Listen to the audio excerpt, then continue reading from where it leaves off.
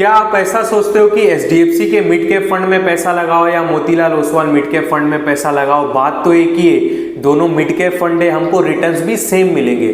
तो आप यहां पर पूरी तरीके से गलत हो। स्क्रीन पर देखो, यहां पे देख सकते हो कि जो एचडीएफसी मिड कैप फंड है ये आपका 68% पैसा मिड कैप में लगाता है, 18% के आसपास आपका पैसा स्मॉल कैप में लगाता है, 7% के आसपास आपका पैसा लार्ज कैप में लगाता है। अगर मैं इसके एवरेज 5 साल रिटर्न की बात करूं तो वो निकल के आता है अराउंड 26% के आसपास।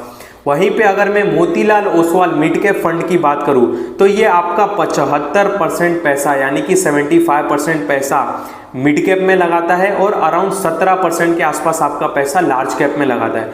अगर मैं स्मॉल कैप में बात करूं तो स्मॉल कैप में Motilal Oswal mid cap fund की 0% की होल्डिंग है। अगर मैं इसके 5 साल एवरेज रिटर्न की बात करूं तो वो निकल के आता है 30% के आसपास, यानी कि दोनों ही फंड मिड कैप फंड है, बस कंपनी का नाम चेंज है। एक एचडीएफसी मिड कैप फंड है, एक Motilal Oswal mid cap fund है। दोनों फंड एक ही है मिड कैप फंड, पर रिटर्न्स में जमीन आसमान का फर्क है। एक आपको 26% का एवरेज रिटर्न दे रहा है और एक आपको 30% का एवरेज रिटर्न दे रहा है। तो अगली बार जब भी आप म्यूचुअल फंड में इन्वेस्टमेंट करो तो केवल फंड देख के इन्वेस्टमेंट मत करो, कंपनी का नाम भी देख के इन्वेस्टमेंट करो।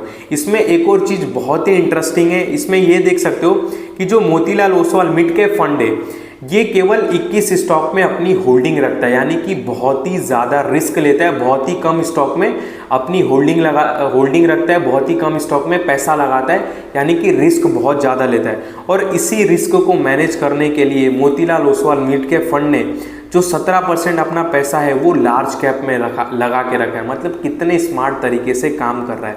और वहीं पे अगर मैं एचडीएफसी मिड कैप फंड की बात करूँ तो इन्होंने प्रॉपर 76 स्टॉक में अपनी होल्डिंग रखी है और इन्होंने प्रॉपर असेस्ड एलोकेशन किया है। 7% के आसपास लार्ज कैप में पैसा लगाया और 18% के आसपास स्मॉल कैप में पैसा लगाया। यानी कि अगली बार जब भी आप किसी भी म्यूचुअल फंड में इन्वेस्टमेंट करो तो फंड मत देखना, कंपनी भी देखना और वो आपका पैसा किस सेगमेंट में लगा रहा है, लार्ज कैप में लगा रहा है, स्मॉल कैप में लगा रहा है, रिटर्न्स क्या दे रहा है, ये सारी चीज़ें देख के ही पैसा लगाना।